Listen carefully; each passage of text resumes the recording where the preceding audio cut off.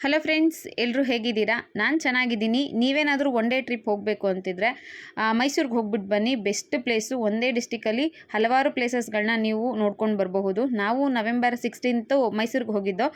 ಚೆನ್ನಾಗಿ ಎಂಜಾಯ್ ಕೂಡ ಮಾಡ್ದೋ. ಸ್ಟಾರ್ಟಿಂಗ್ ಬೆಳಗ್ಗೆ 7:30ಗೆ ಮನೆ ಬಿಟ್ಟು ಕಾರ್ ಡ್ರೈವರು ಮತ್ತು ನನ್ನ ಮಗ ಎಲ್ಲ ಸೇರಿದ್ರೆ 9 ಜನ ಒಟ್ಟಿಗೆ ಹೋಗಿದ್ದು. ಸ್ವಲ್ಪ ಜೋಶ್ ಎಲ್ಲ ಬೇಕು ಅಂದ ಸ್ಟಾರ್ಟಿಂಗ್ ಸ್ವಲ್ಪ ಸಾಂಗ್ಗಳೆಲ್ಲ ಹಾಕ್ಕೊಂಡು ಎಂಜಾಯ್ ಮಾಡ್ಕೊಂಡು ಹೋದೋ. ಚೆನ್ನಾಗಿತ್ತು. ಅದಾದಮೇಲೆ ನಾವು ಫಸ್ಟ್ ಹೋಗಿ ಟೆಂಪಲ್ ಬಂದು ನಿಮಿಷಾಂಬ ಟೆಂಪಲಲ್ಲಿ ಬೆಳಗ್ಗೆ ಒಂದು 9:45 ಅಷ್ಟರಲ್ಲಿ ಹೋಗಿದ್ದೋ.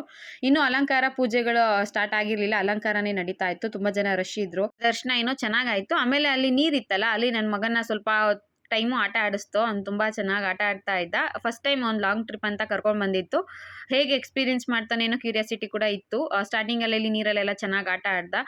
ನೆಕ್ಸ್ಟ್ ಅಲ್ಲಿಂದ ಡೈರೆಕ್ಟ್ ನಾವು ಚಾಮುಂಡಿ ಬೆಟ್ಟಕ್ಕೆ ಹೋದೋ. ಸೆಂಟ್ರಲ್ ಅಲ್ಲೇ ಟಿಫನ್ ಮಾಡ್ಕೊಂಡಿದ್ದೋ. ಅದಾದಮೇಲೆ ಚಾಮುಂಡಿ ಬೆಟ್ಟದಲ್ಲಿ ಎಂಟ್ರೆನ್ಸ್ ಎಲ್ಲ ಈ ಥರ ಇತ್ತು. ಏನಾದರೂ ಪರ್ಚೇಸ್ ಮಾಡೋಂಗಿದ್ರೆ ಚೆನ್ನಾಗಿತ್ತು, ಪ್ಲೇಸು ಮಾಡ್ಕೋಬಹುದಿತ್ತು. ಬಟ್ ನಾವು ಸ್ವಲ್ಪ ಎಕ್ಸ್ಟ್ರಾ ಪ್ಲೇಸ್ಗಳನ್ನೆಲ್ಲ ಕವರ್ ಮಾಡಬೇಕು ಅಂದ್ಕೊಂಡಿದ್ವಲ್ಲ, ಬೇಗ ಮೂವ್ ಆದೋ. ಏನಾದರೂ ಐಟಮ್ಸ್ ಪರ್ಚೇಸ್ ಮಾಡೋಂಗಿದ್ರೆ ಮಾಡ್ಬೋದಿತ್ತು. ಮತ್ತು ಚಾಮುಂಡಿ ಬೆಟ್ಟದಲ್ಲಿ ಶನಿವಾರ ಇದ್ದಿದ್ದರಿಂದ ಸಿಕ್ಕಾಪಟ್ಟೆ ರಶ್ ಇತ್ತು. ನಾವು ಹಾಗೂ ಸ್ಪೆಷಲ್ ಎಂಟ್ರಿಲಿ ಸ್ಪೆಷಲ್ ದರ್ಶನ ಮಾಡ್ಕೊಂಡು ಬಂದೋ. ಮಹಿಷಾಸುರನ ಹತ್ರ ಮತ್ತು ಮೈಸೂರು ಟೆಂಪಲ್ ಹತ್ರ ಒಂದು ಫ್ಯಾಮಿಲಿ ಸೆಲ್ಫಿ ಎಲ್ಲ ತೊಗೊಂಡು ಅಲ್ಲಿಂದ ಹೊರಟಿದ್ದೆ ಮೈಸೂರು ಝೂಗೆ. ತುಂಬ ವರ್ಷಗಳೇ ಆಗಿತ್ತು ಮೈಸೂರಿಗೆ. ನಾನು ಒಂದು 10-15 ವರ್ಷಗಳ ಹಿಂದೆ ಹೋಗಿತ್ತು. ಝೂ ಮಾತ್ರ ಸಿಕ್ಕಾಪಟ್ಟೆ ಚೆನ್ನಾಗಿತ್ತು. ಚಾಮುಂಡಿ ಬೆಟ್ಟದಿಂದ ಮೈಸೂರು ಝೂಗೆ ಬರೋ ಅಷ್ಟರಲ್ಲಿ 2 ಕಾಲ ಆಗೋಗಿತ್ತು. ಅದಾದಮೇಲೆ ಮೈಸೂರು ಝೂ ಮುಗಿಸ್ಕೊಂಡು ಬೇರೆ ಪ್ಲೇಸ್ನೆಲ್ಲ ಕವರ್ ಮಾಡ್ಕೊಳ್ಳೋಣ, 4 ಗಂಟೆ ಅಷ್ಟರಲ್ಲಿ ಆಚೆ ಬಂದುಬಿಡೋಣ ಅಂದ್ಕೊಂಡಿದ್ದ. ಬಟ್ ಟೈಮ್ ಹೋಗಿದ್ದೇ ಗೊತ್ತಾಗಿಲ್ಲ. ಅಲ್ಲಿ ಮೈಸೂರು ಝೂ ಒಳಗಡೆ ತುಂಬ ಚೆನ್ನಾಗಿದೆ. ಸೆಲ್ಫಿಗಾಗಲಿ ಫೋಟೋಗಾಸ್ಗಾಗಲಿ ಚೆನ್ನಾಗಿ ತಗೋಬಹುದಿತ್ತು.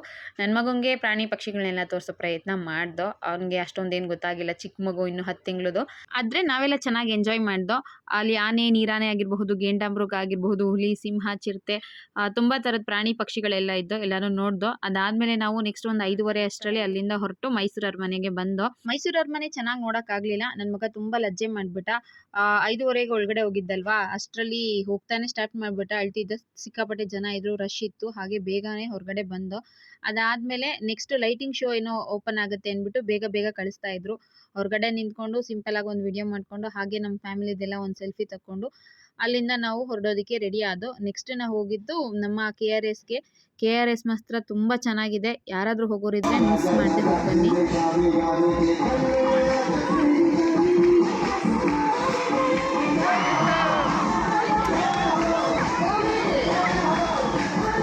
ನೀವು ಯಾರಾದರೂ ಟ್ರಿಪ್ ಹೋಗೋಂಗಿದ್ರೆ KRS ಮಾತ್ರ ಮಿಸ್ ಮಾಡಿಬಿಡಿ. ತುಂಬ ಚೆನ್ನಾಗಿದೆ. ಸಿಕ್ಕಾಪಟ್ಟೆ ಎಂಜಾಯ್ ಮಾಡ್ಬೋದು. ನನ್ನ ಮಗ ಮಾತ್ರ ಕಣ್ಣ ಮಿಟ್ಕಿಸ್ತಿರ್ಲಿಲ್ಲ, ಆ ರೀತಿಯಾಗಿ ಡ್ಯಾನ್ಸ್ನೆಲ್ಲ ನೋಡ್ತಾ ಇದ್ದ. ಅದಾದಮೇಲೆ ರಾತ್ರಿ 12:30ಗೆ ಮನೆಗೆ ರಿಟರ್ನ್ ಆದೋ. ನಾವು ಅಂದ್ಕೊಂಡಿದ್ದ ಪ್ಲೇಸ್ ಎಲ್ಲನೂ ಕೂಡ ಕವರ್ ಮಾಡೋಕ್ಕಾಗಲಿಲ್ಲ, ಸ್ವಲ್ಪ ಲೇಟ್ ಆಗೋಯ್ತು. ನೀವು ಹೋಗ್ಬೇಕಾದ್ರೆ ಪಕ್ಕಾ ಪ್ಲಾನಿಂಗಲ್ಲಿ ಹೋಗಿ ಬನ್ನಿ.